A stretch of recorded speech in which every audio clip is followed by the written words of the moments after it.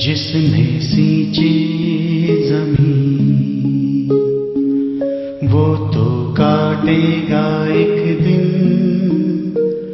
फसलें हंसी की, फसलें खुशी की भी अपनी।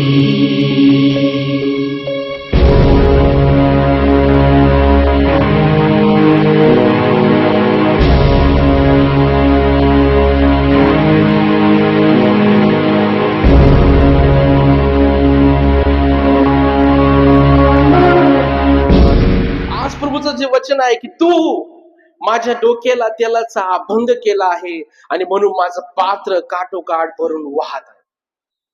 हालेलुया. कुणी केलेला आहे अभंग? प्रभू सांगते की तू माझ्या डोक्याला तेलाचा अभंग केला आहे म्हणून माझं पात्र काठोकाठ भरून वाहत आहे. हालेलुया. कसं काठोकाठ माहिती का तुम्हाला?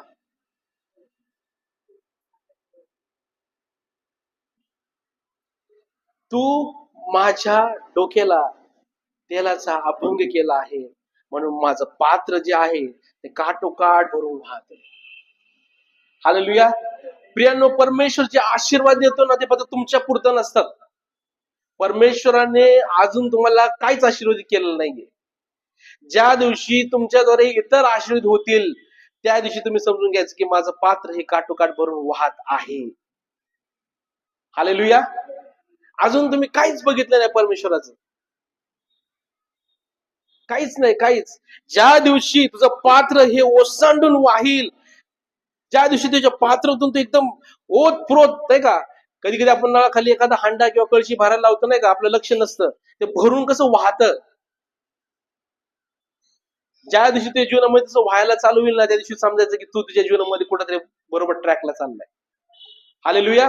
आशीर्वाद फक्त मलाच, माझच नाही का, माझंच झालं पाहिजे, माझंच व्हायला पाहिजे, मीच पुढे जायला पाहिजे, चुकीचं आहे. ज्या दिवशी तुझ्याद्वारे इतर आशीर्वाद होतील ना समजून घ्यायचं की परमेश्वराचा आशीर्वाद तुझ्यावर आहे. हालेलुया. म्हणून दावीद तेच म्हणतोय की प्रभू तू माझ्या डोक्याला तेलाचा अभंग केला आहे म्हणून माझं पात्र आज काठोकाठ भरून वाहत आहे. मी फक्त एक मेंढपाळ होतो पण तू इस्रायलचा राजा तू मला केलेस. माझी लायकी नव्हती, माझी पात्रता नव्हती की प्रभू एक मेंढर राखणारा नाही का, बापाने पण त्याची लायकी काढली होती. तू काय करणार, तुझ्याकडून काय होणार नाही का, तू फक्त मेंढर चालू शकतो नाही का, तुझी पात्रता नाहीये, तुझी योग्यता नाहीये, तू नाही करू शकत. कधी आई वडील पण आपल्या लेकरांना बोलून जातात तू असाच आहे, तू तसाच आहे, तुझं कधीच चांगलं होणार नाही. दाविदाच्या बाबतीमध्ये तेच होतं. दावीद फक्त जंगलामध्ये जाऊन काय करायचं माहिती का, मेंढर सोडून द्यायचा, करायचा. हालेलुया. काय करायचा, मेंढर सोडून द्यायचा आणि परमेश्वराची, आणि ज्यावेळेस दावीद परमेश्वराची स्तुती करायचा ना तर परमेश्वर पाहते वरून. हालेलुया. तुझे घरचे तुला पाहत नाहीयेत, तुझे लोक तुला पाहत नाहीयेत, परंतु परमेश्वर तुला पाहत आहे. हालेलुया. कोण पाहते? तुझे एकांतामध्ये तू रडलेले जे अश्रू आहेत ना ते माणसाने नाही पाहिलेले, ते माणसाला नाही दिसत, परमेश्वरने बघितलेले. तू किती रडलेला आहेस, तुला किती त्रास होत होता, तू किती यातनामध्ये होतास, तुला किती त्रास होत होता, तू किती रडत होता, तू किती आरोळी करत होता, परमेश्वर पाहत होता. हालेलुया. दावीद म्हणला असं की प्रभू माझे आई वडील मला नावं ठेवतात, माझे घरचे लोक मला नावं ठेवतात, प्रभू माझ्या जीवनामध्ये काय नाहीये, मी काय करू शकतो. परमेश्वराला फक्त मला तू माझी फक्त स्तुती कर. हालेलुया. दावीदांनी स्तुती केली, परमेश्वराने बघितलं. ज्यावेळेस शमूएल अभिषेक करायला आला, बापाने काय केलं माहिती का, त्याचे जे पहिली मुलं होती ना मोठमोठे सगळ्यांना बोलवलं पुढं. ह्यांच्यापैकीच कोणीतरी राजा असेल, ह्यांच्यापैकीच कोणाला तरी आता नेमायचं असेल. सगळं झालं, तयारी झाली. शमूएल आला, शमूएलने पहिल्या मुलावर हात ठेवला. परमेश्वर विचारला परमेश्वर हा आहे का, परमेश्वर म्हणतो नाही. दुसऱ्यावर हात ठेवला, हा आहे का, नाही. तिसऱ्यावर हात ठेवला, हा आहे का, नाही. असे 6 7 जणी गेले निघून. सरते शेवटी शमूएल विचार, अजून कुणी बाकी आहे का? हालेलुया. अजून कुणी बाकी आहे का? त्यावेळेस तो म्हणतो की माझ्या सगळ्यात लहान मुलगा दावीद हा रानामध्ये शेत मेंढर राखतोय. शमूएल त्याला म्हणला, पहिलं त्याला बोलव. हालेलुया. पहिलं त्याला बोलव. आणि बायबल त्याचं सांगतं की ज्या वेळेस दावीद दारातच उभा आहे, आतमध्ये पण नाही आलेला, शमूएलची नजर पण तिकडे गेली नाही, पण दावीद दारात आलेला असतानाच परमेश्वर शमूएलला सांगतो की हा माझा निवडलेला आहे, याला तो अभिषेक कर. हालेलुया. दावीद एकदम किरकोळ साधा सुधा मुलगा, 17 वर्षाचा तरुण, परमेश्वर म्हणतो मी ह्याला निवडलेले आहे. हालेलुया. आणि ज्यावेळेस तो बघतो ना सगळ्या गोष्टी, शमूएल म्हणला की ह्याच्यापेक्षा पण चांगले तिप्पट तिप्पट भाऊ आहे त्याचे. परमेश्वराचं एकच वचन होतं की मानवासारखे परमेश्वराचे पाहणे नसते. माणूस माणसाचे बाहेरचे स्वरूप पाहतो, परंतु परमेश्वर अंतःकरण पाहतो. हालेलुया. माणूस तुम्हाला फक्त आउटसाइड नाही का, लोक फक्त दिखावा करतात आउटसाइड नाही का, एकदम डेकोरेशन रंगरंगोटी. इनसाइड कसं आहे, आतून कसं आहे, ते लय महत्वाचं आहे परमेश्वरासाठी. तो बाहेरून कसाही दिसू दे, पण तुझा आतला जो आत्मा आहे ना, तो कसा आहे, परमेश्वर तुझं किती प्रेम आहे, तुझं परमेश्वर तुझं किती जीव आहे, ते महत्वाचं आहे. हालेलुया. आणि परमेश्वर काय पाहतो? आज इथं बसलेले प्रत्येक जण आहेत, परमेश्वर काय पाहतोय? परमेश्वर दावीदाचं अंतःकरण बघितलं. माझ्यासाठी किती आसुसलेलं आहे, माझ्यासाठी किती आवेशी आहे, माझ्यासाठी किती करण्यासाठी सज्ज आहे. आणि ज्यावेळेस अभिषेक केला ना, प्रभूचे सांगते त्या दिवसापासून दावीदाच्या ठायी देवाचा आत्मा जोराने संचारू लागला. हालेलुया. काढूया आपण ते वचन, पहिले शमूएलचा 16वा अध्याय.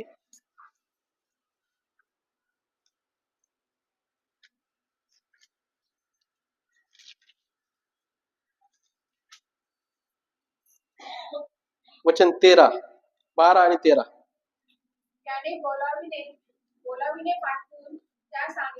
त्याने बोलाविने पाठवून त्यास आणले, त्याचं वर्ण तांबूस, डोळे सुंदर व स्वरूप मनोहर होते. तेव्हा परमेश्वराने त्यास म्हटले, उठ, त्यास अभिषेक कर, हाच तो आहे. हालेलुया. पुढं, मग शमूएलाने तेलाचे शिंग हाती घेऊन त्याच्या भावामध्ये त्यास अभिषेक केला. हा, आणि त्या दिवसापासून पुढे परमेश्वराचा आत्मा दावीदाच्या ठायी जोराने संचरू लागला. नंतर शमूएल उठून रामास गेला. हालेलुया. आत्मा प्रत्येकाच्या ठायी असतो. आज मी तुम्हाला काय सांगतो ते नीट लक्षात घ्या. आत्मा प्रत्येकाच्या ठायी असतो, पण तो केव्हा संचारतो माहिती का? ज्यावेळेस अभिषेक होतो. हालेलुया. आत्मा प्रत्येकाच्या ठायी असतो. दावीद आजपर्यंत मेंढपाळ होता, त्याच्या ठायी आत्मा होता, सगळं होतं, परंतु आता आत्मा संचारू लागलाय, म्हणजे देवाचा आत्मा त्याच्यावर आलाय. हालेलुया. अभिषेक झाला, तिथून पुढे तो व्यक्ती साधारण राहत नाही. हालेलुया. साधारण राहत नाही. त्याच्याविषयी बोलणं सुद्धा चुकीचं आहे. हात लावणं तर लांबची गोष्ट आहे. हालेलुया. कारण की दावीदाच्या ठायी आता परमेश्वराचा आत्मा आता जोराने संचारू लागलाय. आता देवाचा आत्मा त्याला बसू देत नाहीये. आणि बायबल सांगते की हा दावीदच होता ज्यांनी गल्ल्याला मारलं. संपूर्ण इस्रायल लोकांना गल्ल्यात नाव ठेवत होता, तुमच्यामध्ये कुणी नाही का माझ्या संग लढण्यासाठी, नाही का? शौल जो राजा होता, तो जाऊन तंबूमध्ये बसला गपचिप. कोण याच्या संग लढन बाबा? त्या संग लढायला गेलं तर आपलंच काही खरं होणार नाही. दावीद एवढूसा आणि गल्ल्यात 9 फूट, नाही का, 6 का 7 फुटाचा मोठा होता. इस्रायल लोक सगळी त्याच्या खांद्याला लागत, एवढा तो उंच होता. परंतु परमेश्वराने एका लहान लेकराच्या द्वारे एवढ्या मोठ्या गल्ला त्याला मारू शकतो. कशाने होतं ते? आत्मा. हालेलुया. ज्यावेळेस देवाचा आत्मा संचारू लागतो, मग छोटे छोटे मुलं पण काम करायला चालू होतात. हालेलुया. मोठे तर लांबच राहिले, छोटे छोटे चालू होतात मग. हालेलुया. परमेश्वराचं काम खूप वेगळे, परमेश्वराचं थिंकिंग खूप वेगळे. ज्यावेळेस तुम्हाला हे समजेल त्या दिवशी तुमचं जीवन बदलेल. आज दावीद म्हणतो की तू माझ्या डोक्याला तेलाचा अभंग केला आहेस, म्हणून माझे पात्र काठोकाठ भरून वाहते. खरोखर माझ्या आयुष्याच्या सर्व दिवस मला कल्याण आणि दया ही लाभतील आणि परमेश्वराच्या घरामध्ये मी खरोखर माझ्या आयुष्याच्या सर्व दिवस मला कल्याण आणि दया, कल्याण आणि दया, कल्याण आणि दया. मी जाईल तिकडे कल्याण, ज्या ठिकाणी जाईल दया. हालेलुया. ज्या ठिकाणी जाईल तिथे लोक उभे राहतील. कारण की का? तू परमेश्वराच्या घरामध्ये राहणारा व्यक्ती आहे. का? तू परमेश्वराच्या सोबत चालणारा व्यक्ती आहे. हालेलुया. आणि ज्यावेळेस आपण तसं चालतो ना प्रियांनो, तुम्ही ज्या ठिकाणी जाल कृपा तुमच्यावर होईल. हालेलुया. योसेफ राजवाड्यामध्ये होता तरी त्याच्या फारूची त्याची कृपा होती. योसेफ जेलमध्ये गेला, त्याच्यावर पण त्यातला जो मेन अधिकारी त्याची कृपा होती. हालेलुया. आणि ही कृपा करणारा परमेश्वर आहे. ज्यावेळेस परमेश्वर एखाद्या व्यक्तीवर कृपा करतो, सांगायची गरज नाही पडत. हालेलुया. सोबत खरोखर माझ्या आयुष्याच्या सर्व दिवस कल्याण आणि दया मला लाभतील आणि परमेश्वराच्या घरामध्ये मी चिरकाल राहीन. हालेलुया. राहीन होईल असं लिहिलंय का? नंतर बघू, उद्या बघू. राहीन. जर खरोखर परमेश्वरच्या आपण घरात राहू तर हे निश्चित आपल्यासाठी ठेवलेलं आहे. हालेलुया. आज मला एक सांगायचंय की अभिषेक जो आहे नाही का, तो खूप पॉवरफुल आहे. हालेलुया. आज शरीराने तुम्ही लढायला गेला ना, तुम्ही एक वेळेस अपयशी ठराल, पण ज्यावेळेस तुम्ही आत्म्याने लढायला जाल त्यावेळेस तुमचा हात कोणी धरणार नाही. हालेलुया. शरीर तुमचं थकलेलं आहे, शरीर तुमचं अशक्त आहे, परंतु ज्यावेळेस देवाचा आत्मा तुमच्यावर काम करायला चालू करतो त्या दिवसापासून तुम्ही ती साधारण राहत नाही. हालेलुया. दावीद कोण होता? एक लहान मुलगा, 17 वर्षाचा मुलगा. त्याला मारल का? मारू शकतो? आता मारू शकतो का? शमूएलने अभिषेक केलाय, तुला राजा व्हायचंय. हालेलुया. मी तुम्हाला नेहमी सांगत असतो, आपण राजाच्या घरचे आहेत. हालेलुया. आमचं लेवल वेगळे, आमचं स्टँडर्ड वेगळे, आमचं राहणं वेगळे, आमचं चालणं पण वेगळे, आमचं बोलणं पण वेगळे. कारण की परमेश्वराने आम्हाला राजा व्हायसाठीच अभिषेक केलेला आहे. हालेलुया. किती जण समजतं का मला माहित नाही, पण एवढं एकच मला माहिती की आम्ही राजाच्या घराण्यातले. हालेलुया. आम्ही चालणं पण राजासारखं आहे, आमचं बोलणं पण राजासारखंच आहे. ज्यावेळेस आम्ही चालतो ते पण एक अधिकाराने चालण्यासारखं चालतो. हालेलुया. येशू राजा होता. जिथं जाईन तिथं लोक यायची. असं कधी झालंय का येशू जिथं होता तिथं लोक आले नाही? येशू जंगलात गेलं ना तर लोक नाव्यामध्ये बसून त्याकडे जायचे. का? राजा आहे. अरे नाही तुझ्याकडे पद नाही, तुझ्याकडे सिंहासन आहे, पण तरी पण तू राजाच आहेस, कारण तू राजाचा मुलगा आहेस. हालेलुया. आम्ही साधे लोक नाही तो प्रियांनो, आपण साधे लोक नाहीयेत. तुम्ही राजाच्या घराण्यातले आहेत. राजाचा अभिषेक तुमच्यावर आहे. परमेश्वराने त्याच्या लेकरांना बोलवले राज्य करण्यासाठी, पण आम्ही काय करतो? गुलाम झाले. आम्ही काय झालेलो आहे? गुलाम. आम्हाला गुलामीची नाही का, आम्ही गुलाम झालेलो आहे प्रियांनो. हालेलुया. मला ते आता डायलॉग आठवायला लागले ते नको आपण काय झालेलो आहे? गुलाम झालेलो आहे. परंतु परमेश्वराने तुम्हाला राजा नेमलेलं आहे. ज्यावेळेस तुम्ही राजाच्या अभिषेकामध्ये चालाल, ज्यावेळेस तुम्ही राजासारखं जीवन जगाल, परमेश्वर तुमच्यासाठी अद्भुत गोष्टी करेल. लोक तुमच्याकडे चालत येतील. हालेलुया. आता जे परमेश्वर ज्यावेळेस एखाद्या व्यक्तीला अभिषेक करतो, हालेलुया, आज तुम्हाला मी काय सांगतो ते नीट लक्ष घ्या. हे ख्रिस्ती जीवन आहे हे एवढं सोपं पण नाहीये आणि एवढं अवघड पण नाहीये. हालेलुया. जगणं पण जर आपण तसं जगलो तर परमेश्वराचं ते वेगळंच लेवल आहे.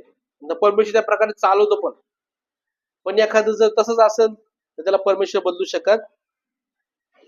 आम्ही राजाच्या घरचे तर आम्ही राजासारखं चाललं पाहिजे. आमचं बोलणं हे अधिकाराचंच असलं पाहिजे. आमचं चालणं हे अधिकाराचंच असलं पाहिजे.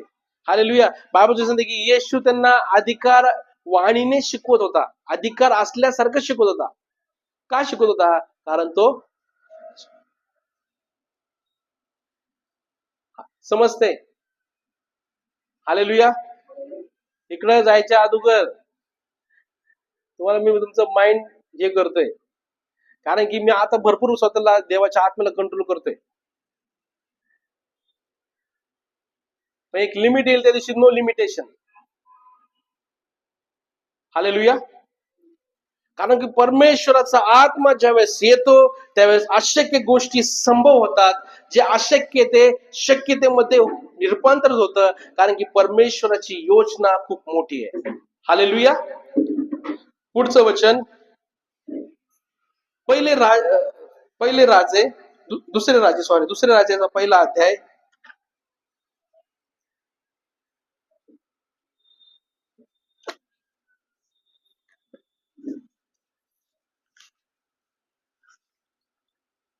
पहिलेच वचन.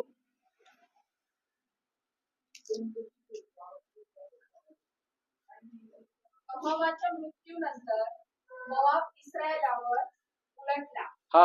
अहाबाच्या मृत्यूनंतर मोआब इस्रायलवर उलटला. अहज्या ह्या शोम्रोनातील आपल्या वाड्याच्या माळीवरल्या खिडकीच्या जाळीतून खाली पडून तुकडीत झाला. अहज्या कोण राजा होता? त्याच्यानंतर कोण होता?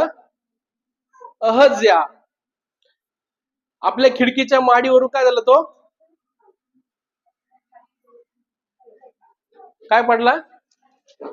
खाली पडला. पुढं त्याने जास्तदास अशी आज्ञा दिली की तुम्ही जाऊन एकूण येथील वान जगून दैवतास प्रश्न करा की मी या गुन्ह्यातून बरा होईल काय.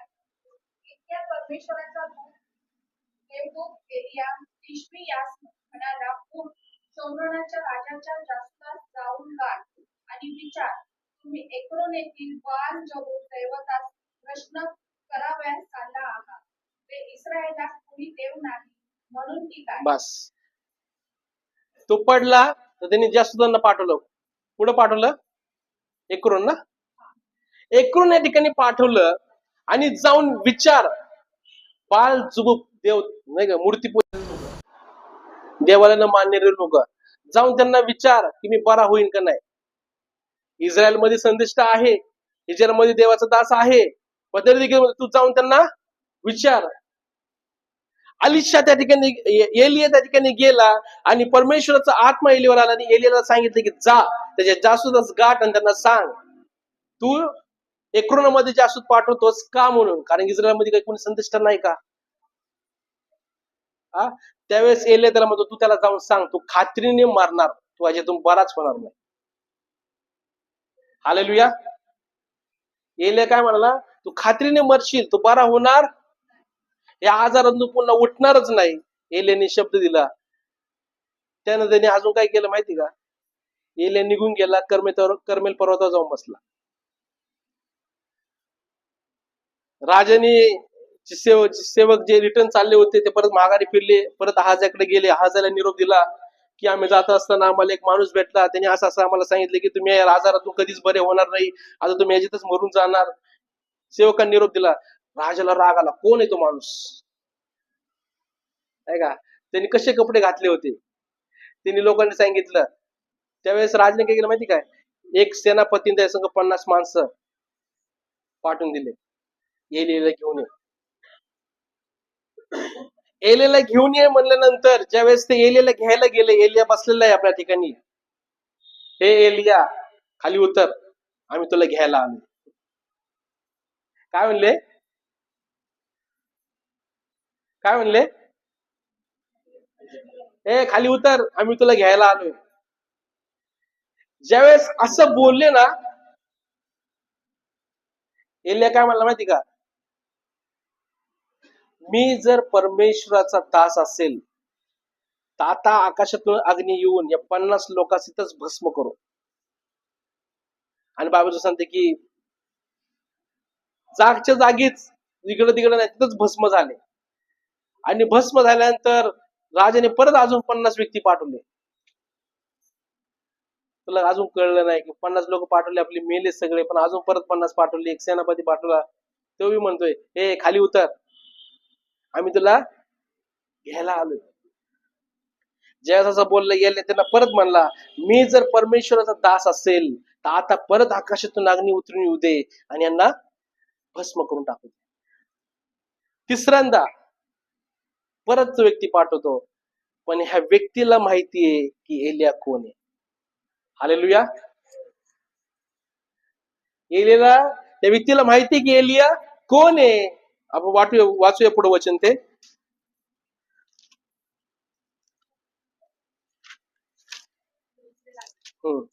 पहिला अध्याय,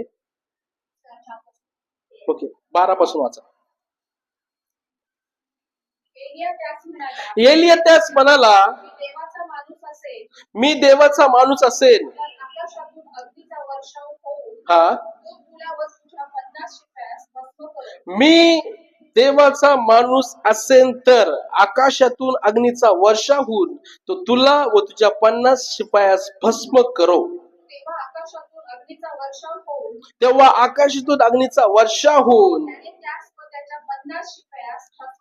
त्याने त्यास व त्याच्या 50 शिपायास भस्म केले. किती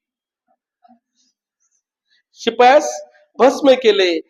मग राजाने तिसऱ्यांदा 50च्या एका नायकास देऊन पाठविले. या तिसऱ्या 50च्या नायकाने जाऊन एलिया पुढे गुडघे टेकले आणि विनवणी करून म्हटले, अहो देवाचे माणूस, माझा प्राण व आपल्या 50 दासांचे प्राण आपल्या दृष्टीने मौल्यवान वाटते. हालेलुया. नाही का, पहिले दोघं आले नाही का, आरतुरीची भाषा, ए खाली उतर, आम्ही तुला घ्यायला आलोय. समोरचा व्यक्ती कोण आहे, तू कोण आहे, तू कोणाला पकडायला आलाय, तू कोणाला घ्यायला यायला, तुला माहित नाही. ज्यावेळेस ते झालं, बाबाजी सांगते की तिसरा नायक ज्यावेळेस आला, त्याला माहिती होती की एलिया कोण आहे. बाबाजी सांगते की त्यांनी आला, त्यांनी गुडघे टेकले, त्यांनी त्याला विनवणी केली की हे स्वामी, माझा आणि 50 लोकांचा प्राण तुझ्या दृष्टीने मौल्यवान वाटो. आणि नंतर परमेश्वर त्याला काय म्हणतो आपण बघूया.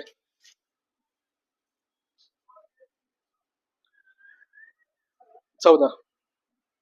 आकाशातून अग्नीचा वर्षाव होऊन पहिले 2 नायक व त्यांचे 50 शिपाई भस्म झाले. पण आता माझा प्राण आपल्या दृष्टीस मौल्यवान वाटतो. परमेश्वराचा देवदूत एलियास म्हणाला, खाली उतरून त्याच्या बरोबर जा, भिवू नको. तेव्हा एलिया उठून खाली उतरून त्याच्या बरोबर राजाकडे गेला. त्याने त्यास म्हटले, एकरून येथील दैवत बाल जबूक याला प्रश्न कराव्यास तू जासूस पाठविले, ते इस्रायेलात देव नाही म्हणून की काय? यास्तव ज्या बिछाण्यावर तू पडला आहेस त्यावरून तू उठावयाचा नाहीस, तू अवश्य मरशील. एलियाने सांगितलेल्या परमेश्वराच्या वचनाप्रमाणे तो मरण पावला.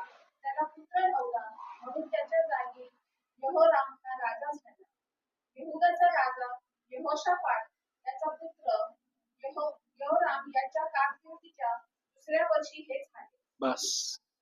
बाबाजी सांगते की नंतर परमेश्वर एलियाला म्हणाला, परमेश्वराचा देवदूत एलियास म्हणाला, खाली उतरून त्यांच्या बरोबर जा, भिवू नको. तेव्हा एलिया उठून खाली उतरून त्यांच्या बरोबर राजाकडे गेला.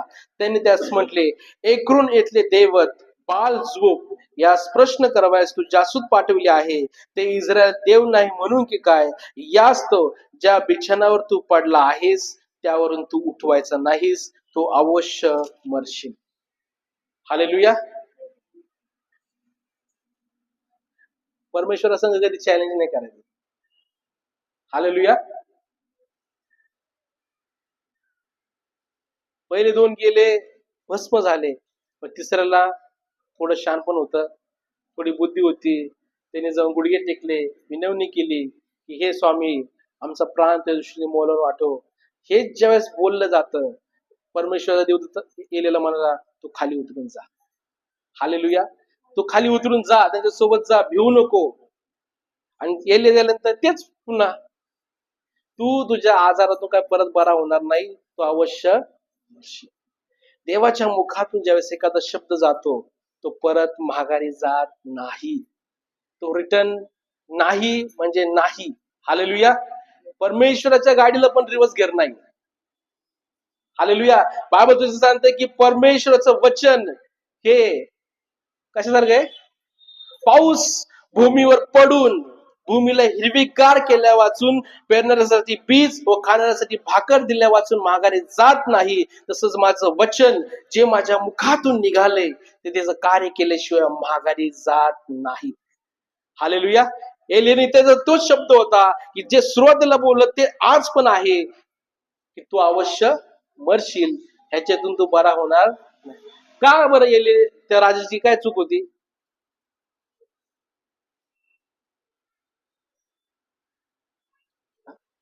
चूक काय होती त्याची? त्याने काय पाप केलं होतं?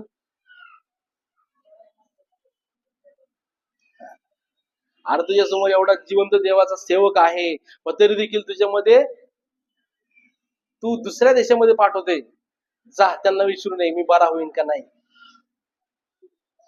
अरे ज्या वेळेस बोलण्यात आलं ना प्रियानो, येल्ले परमेश्वराचा आत्मा येल्ले लगेच म्हणला की तू जा, त्यांना गाठ, त्यांना सांग. आणि ते बोलले आणि तसं झालं. हालेलुया.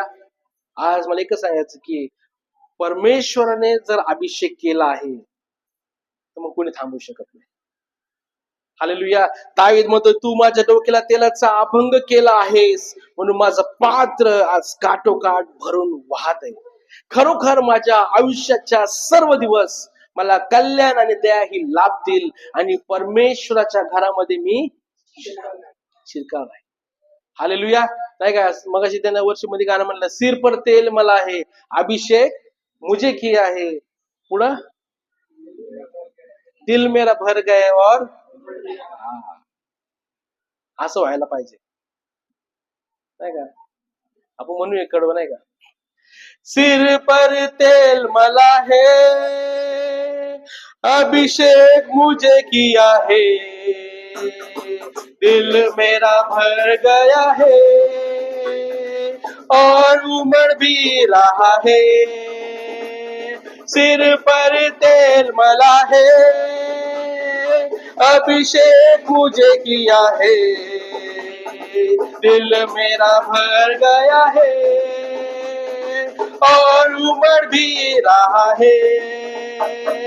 यहोवा चरवाह मेरा, कोई घटी मुझे नहीं है, हरी चराइयों में मुझे प्रेम से चराता है. हालेलुया. यहोवा मेरा चरवाहा है, मुझे कोई हरी चराइयों में मुझे चराता है, सुखदायी जल के पास ले जाता है. हालेलुया. हे परमेश्वराचं वचन आहे प्रियांनो. खरोखर तुमच्या आयुष्याच्या सर्व दिवस तुम्हाला कल्याण आणि दया ही लाभतील आणि परमेश्वराच्या घरामध्ये तुम्ही चिरकाळ राहाल. हालेलुया. एका मजबूत खजुरीचं झाड माहिती का तुम्हाला? रवल्यासारखं वचनामध्ये लिहिले, जे झाड पाण्याच्या प्रवाहाजवळ लावलेले असते, जे आपले हंगामी फळ देते, ज्याचे पाने कधी कोमेजत नाहीत, अशा झाडासारखा तो आहे. आणि जे काय ते हाती घेतो ते सिद्धीत जात. आम्ही कुठल्या ठिकाणी आहोत? आम्ही पाण्याच्या ठिकाणी आहोत का कोरड्या जमिनीवर आहोत? आपण चॉईस करायची. हालेलुया. निवड आपली. मी माझं झाड पाण्याच्या प्रवाहात लावलेले का पाण्याच्या विरुद्ध दिशेत लावलेले? परंतु वचनामध्ये म्हणले, जे झाड पाण्याच्या प्रवाहामध्ये लावलेले असते, जे आपले हंगामी फळ देते, ज्याचे पाने कधी कोमेजत नाहीत, अशा झाडासारखा तो आहे. हालेलुया. तुम्ही कुठल्या प्रकारचं झाड आहात? पाण्यात लावलेलं का पाण्याच्या बाहेर उन्हाळ्याला लागले की त्याची पानं गळायला लागतात. हा बरोबर ना, उन्हाळ्यातच पानं गळतात ना झाडांची, का हिवाळ्यात? कधी गळतात? ते झाड तुम्ही भरले दिसेल उन्हाळा लागला की त्याचे पाने सगळे उडून जातात, म्हणजे नाही का ते उघडच पडतं डायरेक्ट. जे झाड पाण्याच्या प्रवाहामध्ये असतं ते नेहमी भरलेलं असतं, ते नेहमी टवटवीत असतं, त्याला नेहमी फळं येतात. ते आपले हंगाम सोडत नाही प्रियांनो. त्याच्या हंगामामध्ये तो त्याचं फळ खात्रीने दिल्याशिवाय राहणार नाही. का? पाण्याचा प्रवाह जवळ आहे. हालेलुया. तुम्ही वरून तरी छाटून जरी टाकलं ना ते पूर्ण झाड, काय होईल? तुम्ही कितनी बार छाटोगे? तुम्ही एकदा त्याला काढा, दोनदा त्याला काढा, तीनदा त्याला काढा, त्या मुळाला पाण्याचा गंध लागलेला आहे. हालेलुया. ते पुन्हा वरती येणारच, ते पुन्हा वर येणारच, कारण की परमेश्वराने त्याला तसं बनवलेलं आहे.